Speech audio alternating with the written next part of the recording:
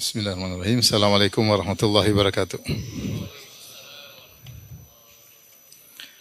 Alhamdulillahi ala ihsani wa syukru lahu ala taufiqihi wa amdinani. Asyhadu an la ilaha illallah wahdahu la syarika lahu ta'ziman li sya'nihi wa asyhadu anna Muhammadan abduhu wa rasuluhu ila ridwanihi. Allahumma salli alaihi wa ala alihi wa ashabihi wa ikhwani.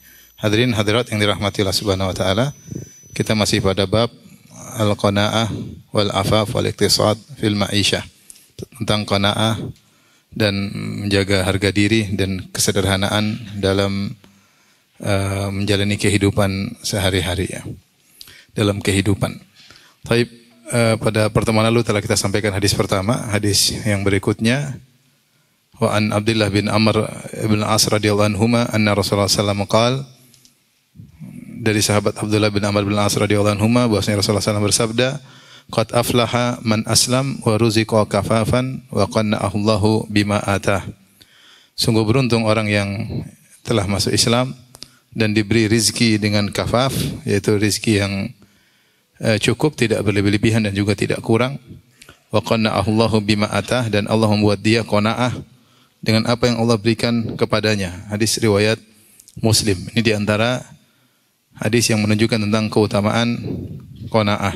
Di sini Rasulullah SAW menggabungkan tiga perkara. Sungguh beruntung.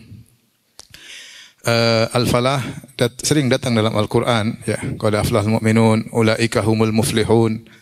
Ya, al-aflah itu al-falah disebut oleh para ulama, yaitu seorang mendapatkan kebahagiaan yang menetap. Kalau sudah mendapatkan kebahagiaan yang menetap disebut dengan qad aflah, dia sudah beruntung. Dan kebanyakan yang dimaksud adalah falah di akhirat, karena jika seorang sudah mendapatkan surga maka dia telah meraih kebahagiaan yang menetap.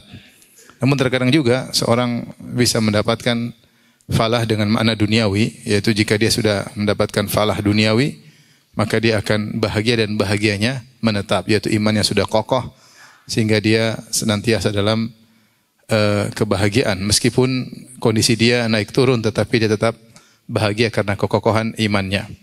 Maka di antara seorang yang ingin meraih kebahagiaan yang menetap, yang kokoh, di antaranya dia menggabungkan tiga perkara ini, yaitu aslam, dia masuk Islam, ya, bisa juga maknanya dia berserah diri kepada Allah Subhanahu wa taala. Yang kedua, ruziqa kafafan, dia diberi rezeki dengan yang kafaf. Kafaf sudah sering kita jelaskan pada pertemuan-pertemuan sebelumnya, tidak berlebihan dan juga tidak kekurangan. Makanya di antara doa Nabi sallallahu alaihi wasallam, Allahumma ja'al rizqa ali Muhammadin qutan. Ya Allah, anugerahkanlah kepada rezeki bagi keluarga Muhammad qutan, yaitu pas-pasan, tidak berlebihan dan juga tidak kekurangan. Dan beliau mendoakan ini buat beliau, buat istri-istrinya, buat anak-anak beliau, ya, sehingga kalau seandainya ada harta berlebih milik beliau sallallahu alaihi wasallam maka beliau segera sedekahkan, sehingga selalu pada derajat kafaf, tidak berlebihan dan juga tidak kekurangan. Dan kenyataannya Rasulullah SAW terkadang mengalami kekurangan tapi tetap bersabar. Makanya dibutuhkan sifat yang berikutnya, wa qanna Allahu bima atah, dan Allah menjadikan dia qanaah dengan apa yang Allah berikan kepadanya. Dan ini adalah kunci kebahagiaan qanaah. Makanya sebagian salaf menafsirkan firman Allah Subhanahu wa taala, man amila salihan min dzakarin aw untha wa huwa mu'min falanuhyiyannahu hayatan thayyibah. Barang siapa yang beramal saleh, laki-laki maupun wanita, kemudian dia dalam kondisi beriman, falanuhyiyannahu hayatan thayyibah, maka sungguh kami akan berikan kepada dia kehidupan yang bahagia. Sebagian salaf menafsirkan ini maksud dengan kehidupan yang bahagia maksudnya qanaah. Maksudnya qanaah. Maka siapa yang qanaah, dia pasti bahagia. Ya, seorang tidak bahagia ketika dia tidak qanaah, maka hilanglah rasa bahagia darinya. Betapun banyak harta yang dia miliki, dia tidak akan bahagia. Maka tidak mengapa kita berdoa kepada Allah Subhanahu wa taala agar kita dianugerahi qanaah dari Allah Subhanahu wa taala, ya. Sebagaimana kata Imam Syafi'i, ya, idza ma kunta dza qalbin qanu'in fa anta wa malikud dunya sawa'u. Jika engkau memiliki hati yang qanaah, maka kau dan raja dunia sama. Saya pertama kali dengar bait syair ini ketika saya di Madinah, di asrama, kemudian tetangga saya ada orang Cina. Orang Cina namanya Ahmad, ya. Namanya siapa? Ahmad, ya. Dan subhanallah orang ini selalu tersenyum. Pokoknya sering ke masjid, selalu senyum, ya. Dan teman-temannya sering datang ke kamarnya. Dia masakin buat teman-temannya. Dan kita sama-sama menderita, sama-sama jauh dari istri. Karena dulu kan kita punya istri, kemudian kita tinggalin 9 bulan. Setelah itu 3 bulan baru kita pulang ketemu istri. Jadi 9 bulan untuk ilmu, 3 bulan beramal. Jadi sama-sama bujangan terpaksa. Saya bilang, antum Ahmad, kenapa senyum terus? Masya Allah. Senyum terus. Kadang-kadang teman-teman datang ke kamar, kau masakin. Saya sampai tanya, karena saya heran, dia ini senyum-senyum terus. Maka dia jawab dengan syair Imam Syafi'i. Dia bilang, bukankah Imam Syafi'i pernah berkata, idza ma kunta dza qalbin qanu'in fa anta wa malikud dunya sawa'u. Kalau kau memiliki hati yang qanaah, sungguhnya kau dan raja sama saja. Sepertinya itu sebabnya kenapa dia mudah bahagia. Hatinya qanaah, ya. Maka percuma seorang memiliki harta yang banyak, kedudukan yang tinggi, jika ternyata dia tidak qanaah, maka dia tidak akan bahagia. Maka siapa yang bisa hidup dengan qanaah, berarti dia pandai bersyukur kepada Allah Subhanahu wa taala, sehingga pahala terus mengalir pada dirinya karena dia selalu bersyukur. Kapan orang tidak qanaah, dia kurang bersyukur. Sehingga ketika dia kurang bersyukur, kesengsaraan yang terus meliputi kehidupannya. Hadis berikutnya, wa an Hakim bin Hizam radhiyallahu taala anhu, dari Hakim bin Hizam radhiyallahu anhu. Hakim bin Hizam ini adalah ponakannya Khadijah. Namanya Hakim bin Hizam bin Khuwailid bin Asad bin Abdul Uzza bin Qusay bin Kilab dan seterusnya. Nabi SAW ketemu dengan kakek Nabi pada Qusay. Rasulullah SAW Muhammad bin Abdullah bin Abdul Muttalib bin Hashim bin Abi Manaf bin Qusay. Ya. Jadi namanya Hakim bin Hizam bin Khuwailid. Khadijah namanya Khadijah bintu Khuwailid. Jadi bapaknya Hakim ini saudaranya Khadijah radhiyallahu taala anha. Bapaknya Hakim saudara sama apa? Khadijah. Berarti Hakim ini ponakannya siapa? Khadijah. Ponakannya Khadijah radhiyallahu taala anha.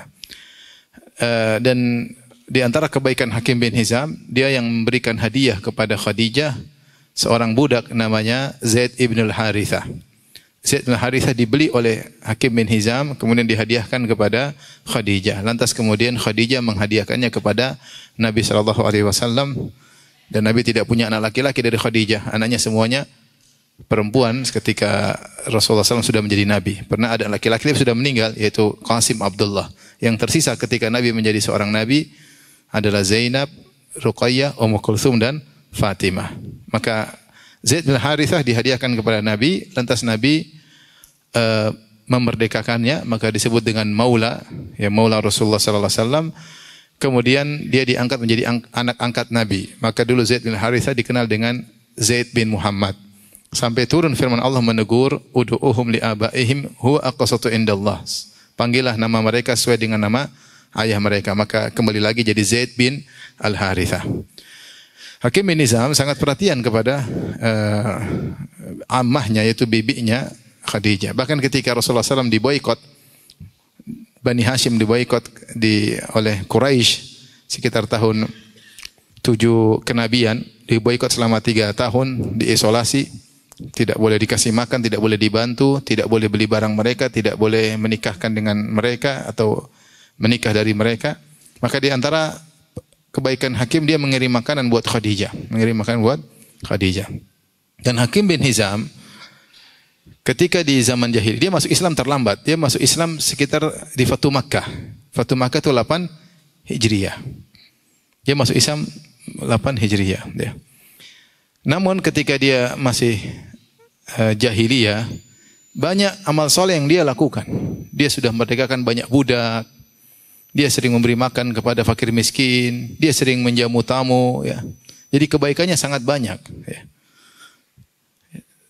Sampai dia sempat bertanya kepada Nabi dalam Sahih Bukhari, "Ya Rasulullah, bagaimana dengan amal-amal kebajikanku di zaman jahiliyah? Kuntu atahannatsu biha." Saya dulu melakukan amal-amal kebajikan tersebut, seperti memerdekakan budak, kemudian beri makan kepada fakir miskin, menjamu tamu, apakah semua akan sirna? Maka Rasulullah SAW menjawab, aslamta ala ma salafa laka min khair. Kau masuk Islam dengan membawa seluruh kebaikanmu ketika zaman jahiliyah. Ini Hakim bin Hizam. Dan dia minal muammarin, umurnya panjang. Dia lahir sekitar 65 sebelum hijrah. Tahun 65 sebelum hijrah, dan beliau wafat tahun 54 Hijriyah di zaman Muawiyah. Jadi umurnya 120 tahun. 120 tahun. Lumayan panjang ya. 120 tahun ya. Dan subhanallah, jadi masa jahiliyahnya panjang ya. Berarti dia masa jahiliyah sekitar 65 tambah 8 berapa itu? 73 tahun di masa jahiliyah. Sisanya masa Islam ya. Dan ketika dia masuk Islam di Fatu Makkah, kemudian dia ikut serta dengan Nabi SAW dalam perang Hunain dan juga ikut dalam perang Taif. Dia langsung ikut Nabi, ikut dalam peperangan. Maka kisah ini yang akan kita bacakan terkait dengan pembagian ghanimah perang Hunain. Hakim bin Hizam radhiyallahu berkata, "Sa'altu Rasulullah sallam, aku minta kepada Nabi, fa'atani. Nabi pun berikan kepada aku." Yaitu ketika perang Hunain Rasulullah SAW mendapatkan ghanimah yang sangat banyak, maka Rasulullah SAW bagi-bagi kepada sebagian orang. Di antaranya Safwan ya bin Umayyah bin Khalaf akhirnya masuk Islam. Di antaranya Hakim bin Hizam yang baru saja masuk Islam. Aku minta kepada Nabi, Nabi kasih. Dan ini Hakim bin Hizam ponakannya siapa? Khadijah, dan punya jasa banyak kepada Khadijah dan kepada Nabi SAW meskipun dahulu dia masih musyrik. Tsumma sa'altuhu, kemudian aku minta lagi. Mungkin dia minta unta sekian-sekian. Fa'atani, Rasulullah SAW kasih lagi. Tsumma sa'altuhu, yang ketiga kali. Aku minta lagi, Rasulullah bagi dong ini. Fa'atani, Rasulullah SAW kasih lagi. 3 kali berturut-turut Rasulullah SAW kasih. Setelah Rasulullah SAW kasih, maka Rasulullah SAW menasihati Hakim. Tsumma qala, kemudian Rasulullah SAW berkata, "Ya Hakim, wahai Hakim, inna hadzal mala khadirun hulwun." Sungguhnya harta ini adalah hijau dan manis. Hijau maksudnya enak dipandang, manis enak dirasa. Harta itu menarik dan itu sifat dasar manusia, cinta dengan harta. Siapa sih di antara kita yang tidak cinta dengan harta? Allah telah berfirman, "Wa tuhibbunal mala hubban jamma." Kalian mencintai harta dengan kecintaan yang dalam. Allah berfirman, "Wa innahu lihubbil khairi lasyadid." Sungguhnya manusia itu sangat tinggi kecintaannya kepada harta.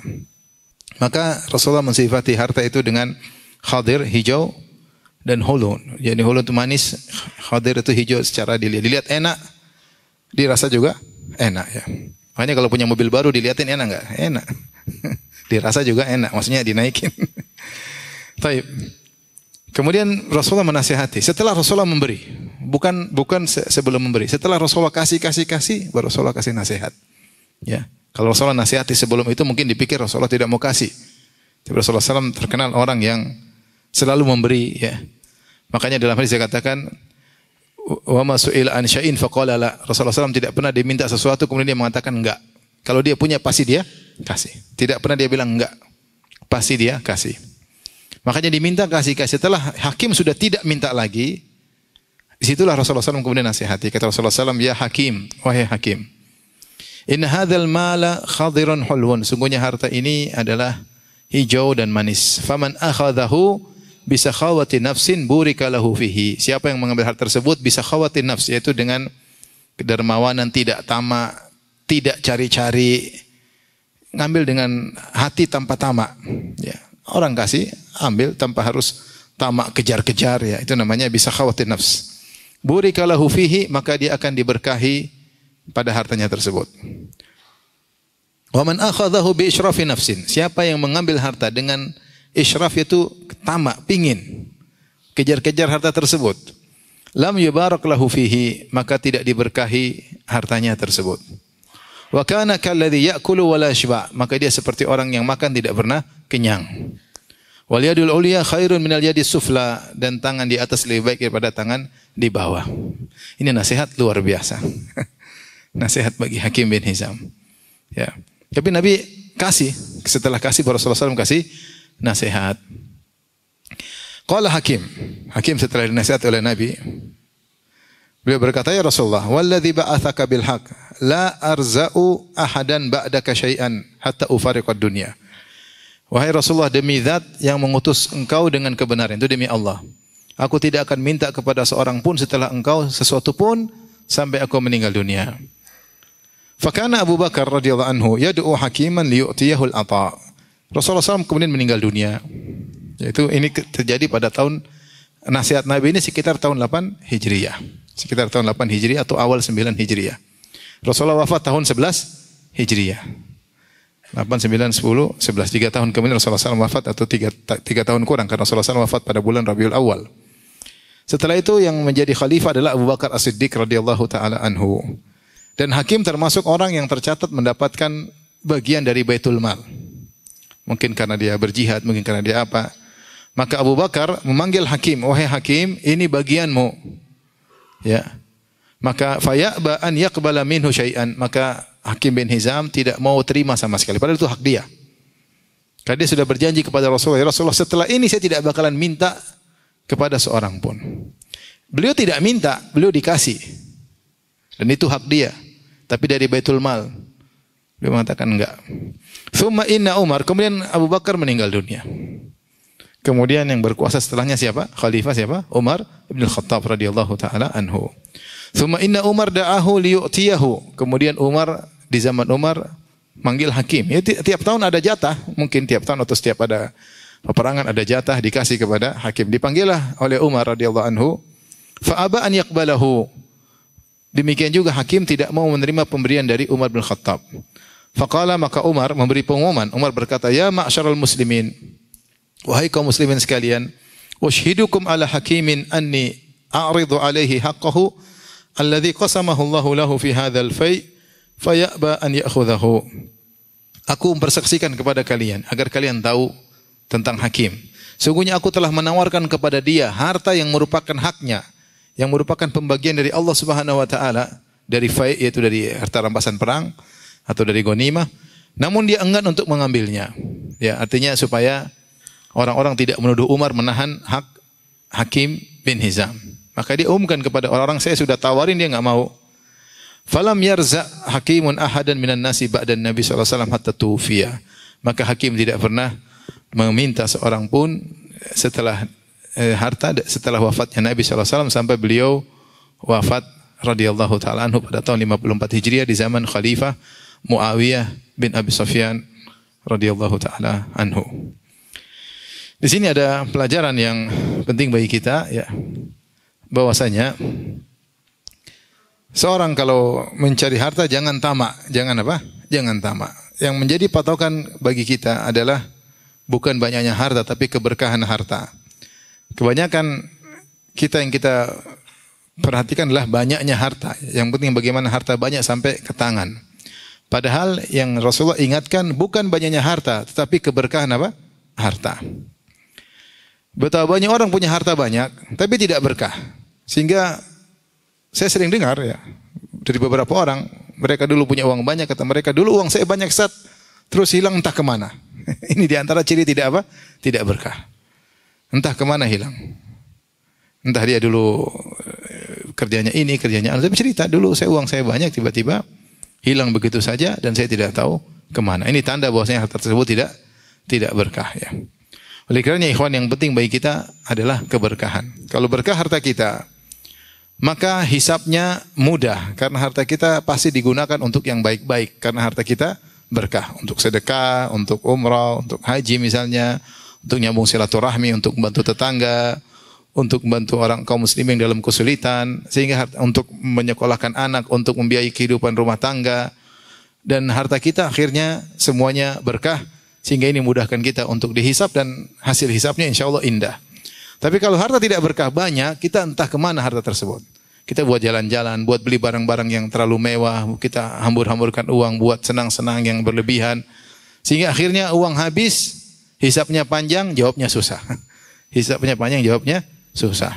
Ya maka perhatikan bahwasanya kita berusaha memiliki harta yang berkah. Di antara harta yang berkah adalah yang diperoleh dengan cara yang halal.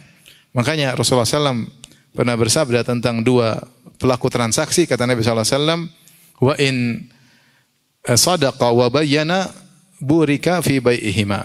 Kalau mereka berdua pelaku transaksi jujur dan menjelaskan kekurangan aib-aib barang jualan mereka, maka akan diberkahi transaksi mereka. Mungkin dapat uang tidak banyak, tapi berkah. Dapat uang tidak banyak, mungkin kalau jual mobil kasih tahu ini kurangnya ini, kurangnya ini, kurangnya ini, kurangnya ini, kurangnya ini, untungnya sedikit ya. Untungnya sedikit, tapi berkah. Tapi susah jualan kayak gitu. Kalau bisa disembunyikan, disembunyikan. Tapi sebaliknya, wa in kadzaba wa katama muhiqat barakatu bai'ihima. Tapi seandainya keduanya berdusta dan menyembunyikan aib-aib barang, maka akan dihapus keberkahan transaksi mereka. Untung banyak tapi tidak berkah. Untung banyak tidak berkah. Uang yang banyak tidak berkah itu musibah. Di dunia musibah, di akhirat hisabnya panjang dan pasti tidak bisa kita menjawab pertanyaan tentang harta tersebut karena penggunaannya tidak berkah. Maka jangan pikir yang penting banyak ya. Yang penting banyak dan berkah. Banyak dan berkah. Kalaupun tidak banyak yang penting berkah. Meskipun apa? Sedikit. Ya, karena kalau sudah berkah pasti kehidupan ini menjadi berkah. Harta tersebut untuk menjadi ketakwaan kepada Allah. Kalau enggak berkah, orang bilang apa? Uang tuyul dimakan hantu. Akhirnya buat narkoba lah, buat inilah, buat hura-hura lah, zina lah, macam-macam lah, buat nyogok sana, buat nyogok sini, selesai. Uang tuyul dimakan apa? Dimakan genderuwo. Begitu akhirnya. Kalau berkah, insya Allah uang habis tidak ada masalah, tapi semuanya kita bisa pertanggungjawabkan di hadapan Allah Subhanahu wa taala. Untuk makan anak istri, untuk menyambung silaturahmi, untuk tetangga, untuk fakir miskin, untuk sedekah, untuk umrah, untuk haji, dan banyak. Yang penting berkah. Ini pertama, ketika mencari harta berusaha dengan yang halal. Ya. Maka Rasulullah mengatakan, khudhu mahalla wa da'u mahrum. Ya. Sungguhnya rezeki telah tercatat, segitu ya segitu. Maka Rasulullah, khudhu mahalla, ambillah yang halal dan tinggalkan yang haram. Yang haram jangan ragu-ragu tinggalkan. Kalau tinggalkan Allah ganti dengan yang baik. Kemudian yang kedua, di antara cara harta ini berkah, jangan tamak ketika mengambilnya. Jangan tamak. Kalaupun kita dapat harta yang banyak, orientasi kita bukan karena harta. Kapan kita tamak kepada harta, bukan orientasinya akhirat, maka khawatir tidak apa? Tidak berkah. Kita boleh jualan untung banyak, tapi kita orientasinya apa? Akhirat. Saya mau buat ini buat ini buat ini, enggak ada masalah. Ya.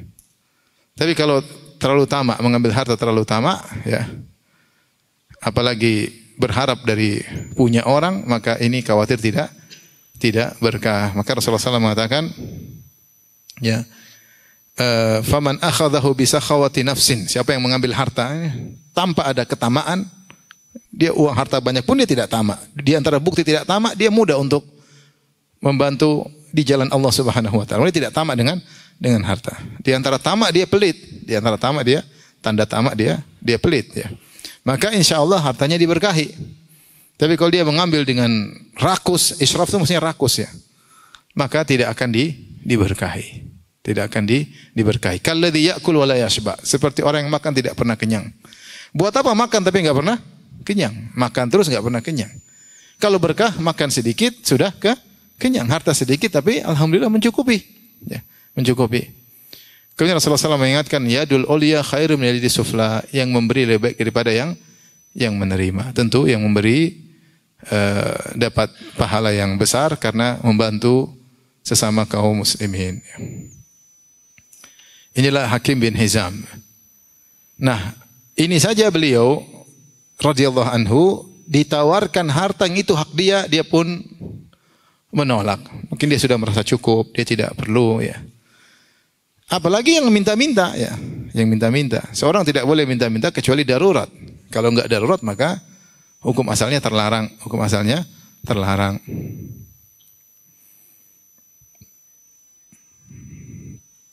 Baik, kita lanjutkan ya, hadis berikutnya.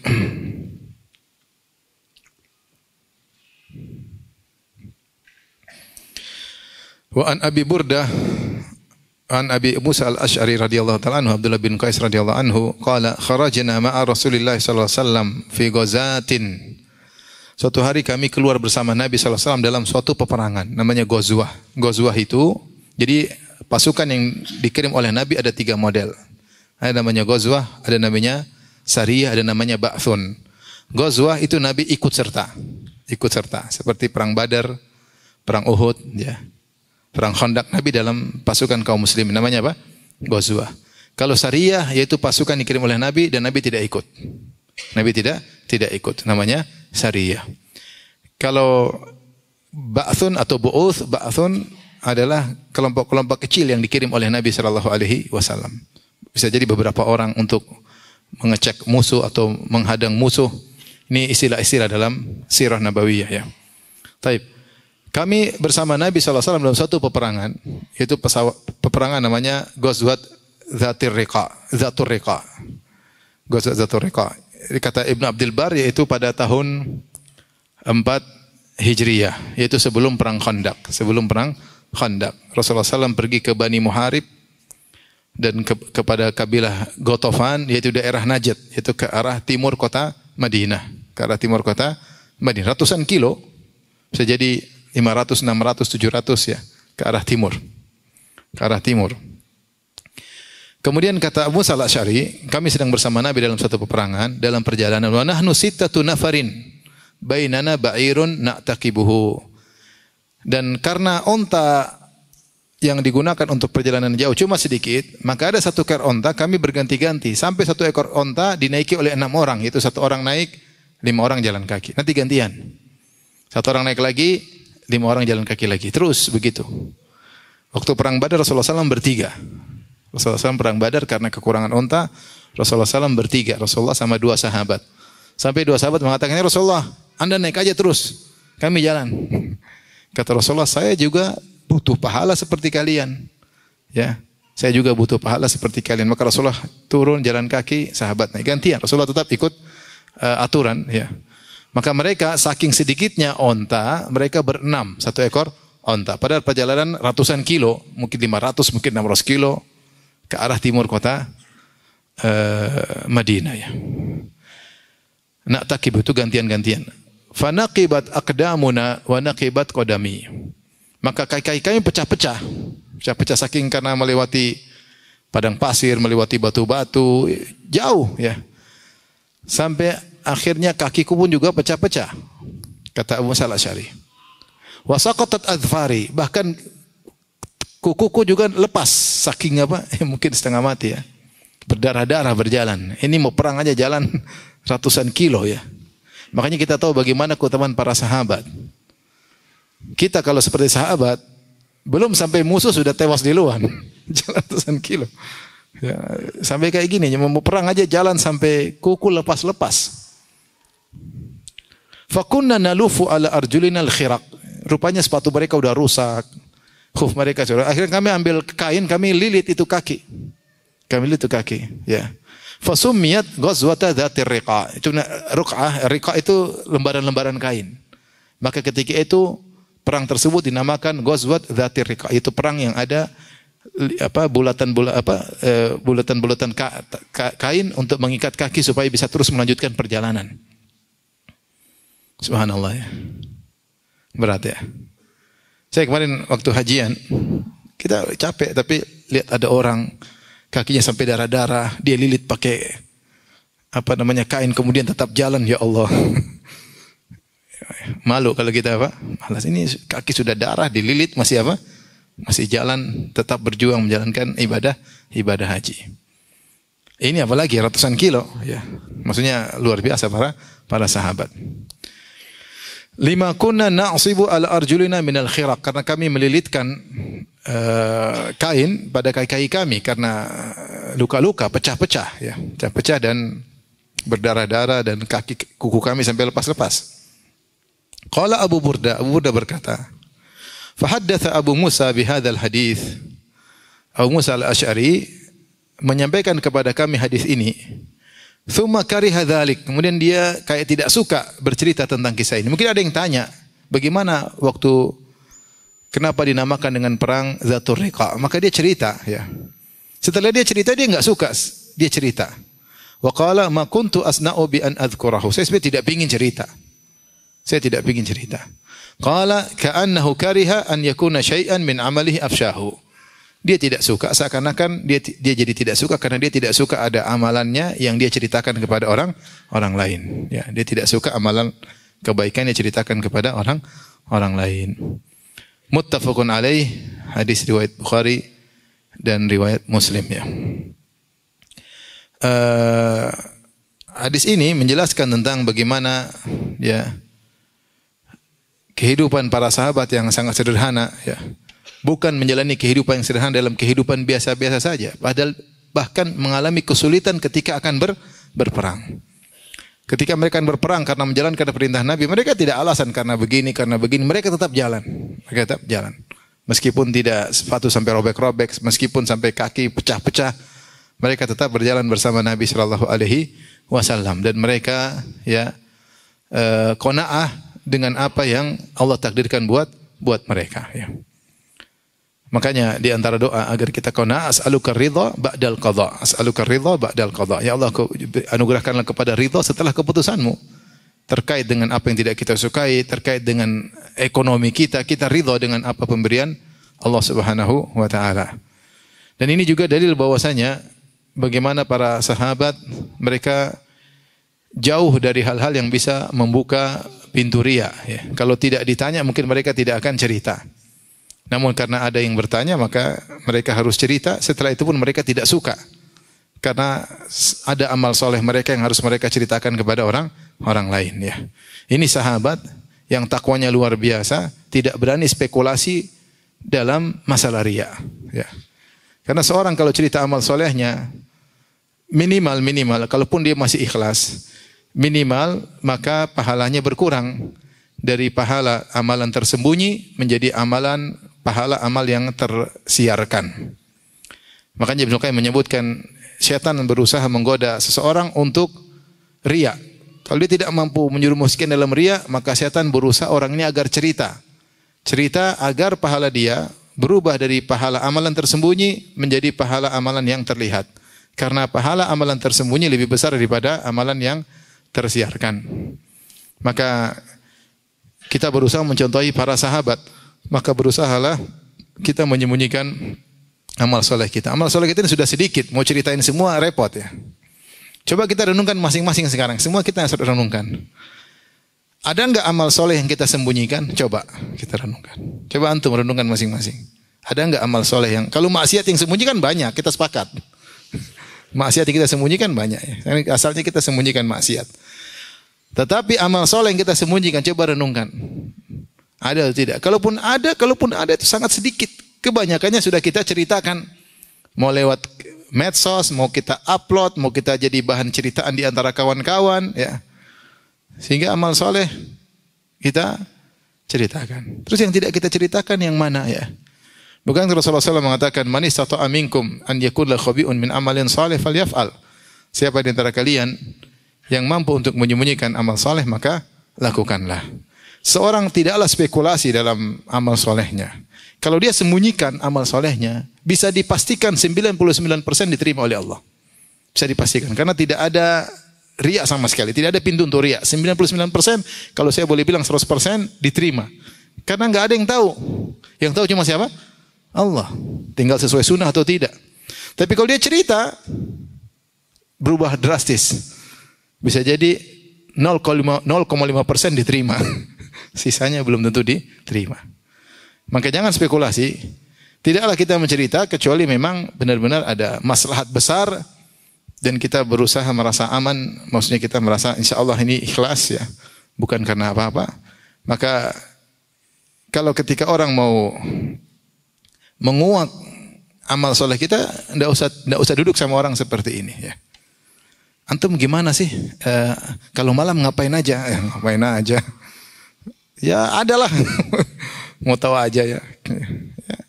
Enggak usah orang tahu ya. Uang antum ngapain aja uangnya? Ya enggak usah orang tahu. Ngapain kasih tahu orang ya?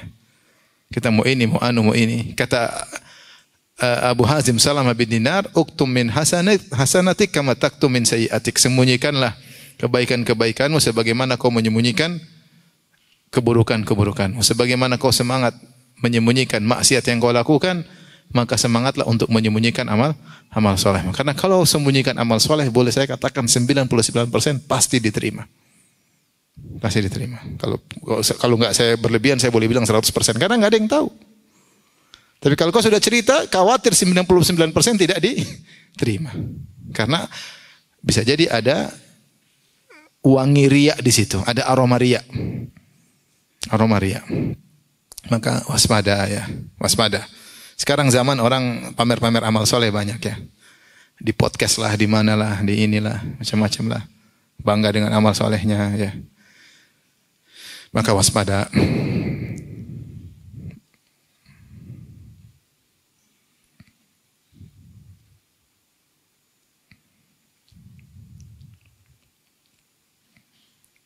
Baik, hadis berikutnya.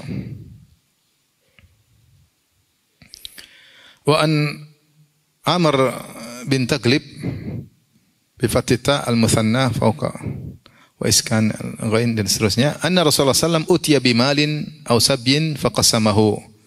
Rasulullah sallam didatangkan harta itu dalam peperangan, dapat ghanimah.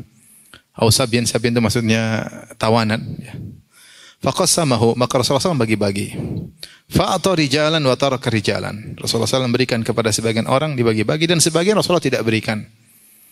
Fabalaghahu anna alladhina taraka atabu ya. Maka sampai kabar kepada Nabi yang tidak diberikan mengeluh ya. Yang tidak diberikan mereka mengeluh.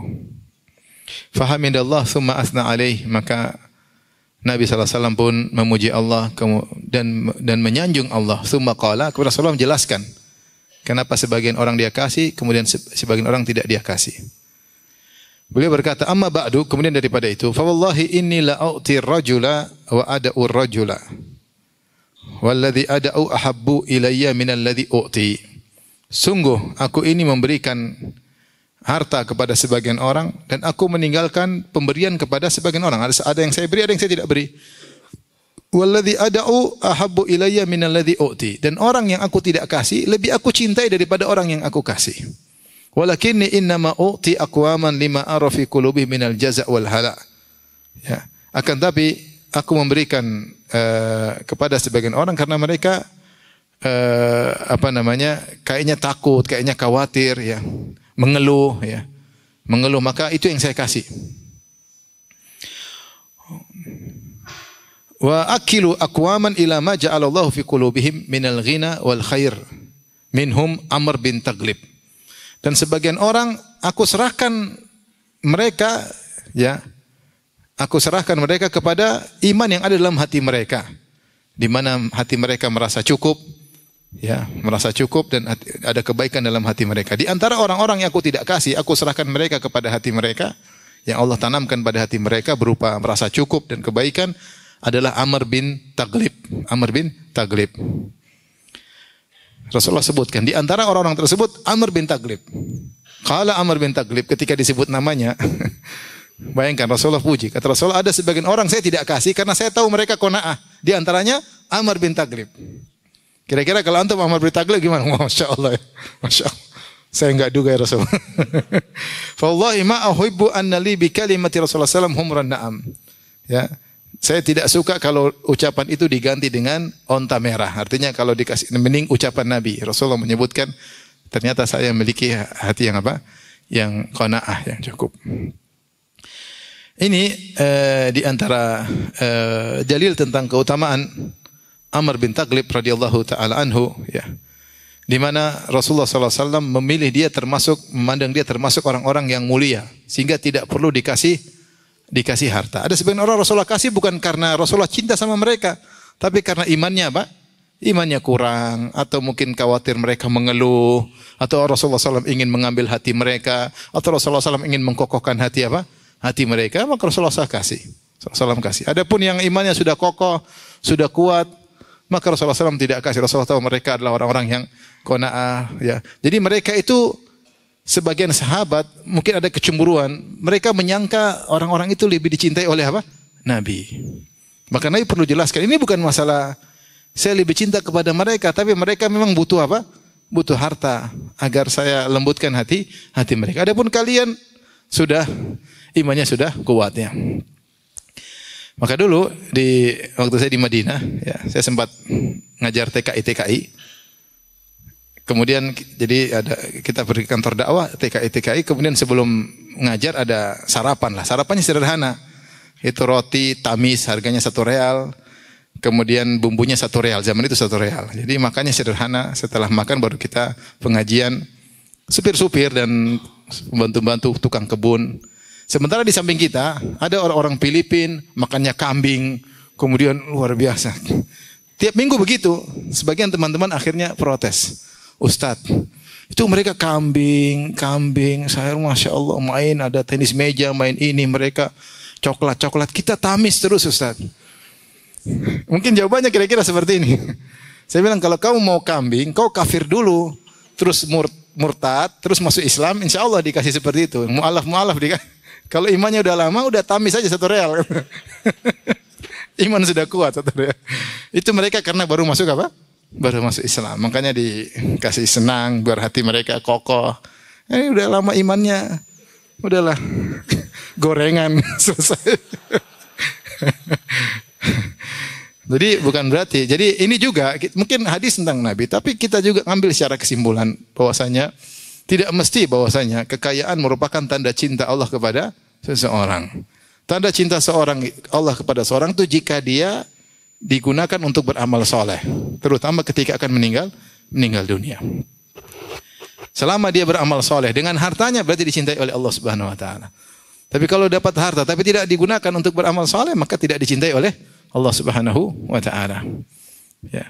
Demikian juga kalau kita qadarullah tidak diberikan harta yang banyak, bukan berarti Allah tidak sayang kepada orang-orang yang tidak diberi harta. Lihat betapa banyak para sahabat ya hidup dengan pas-pasan. Apakah mereka tidak dicintai oleh Allah? Ya Allah tahu mana yang lebih maslahat bagi seseorang, maka seorang husnudzon kepada Allah Subhanahu Wa Taala ya. Ada seorang jika diberi harta dia lupa diri, ada orang diberi harta dia bisa sabar menghadapi ujian harta tersebut. Ya. Tidak semua kita kuat menghadapi ujian harta. Ya. Banyak orang diberi harta kemudian lupa diri. Seperti orang munafik. Allah sebutkan, "Mimma ahadallah la in atana min fadlih lanasaddaqanna." Di antara orang munafik ada yang berkata, jika Allah berikan kepada kami harta, kami akan bersedekah. Tatkala Allah berikan harta, mereka mu'ridun, mereka lupa. Sebagian orang mengatakan demikian, saya akan kerja keras supaya dapat harta. Kalau dapat harta, saya ingin bangun masjid, ingin bantu fakir miskin. Ketika dapat harta, lupa. Kapan bersedekah? Nanti, kurang banyak. Keburu mati. Oleh karenanya tetap kita husnudzan kepada Allah Subhanahu Wa Taala. Apa yang Allah berikan, kita ridho dengan pemberian Allah Subhanahu Wa Taala.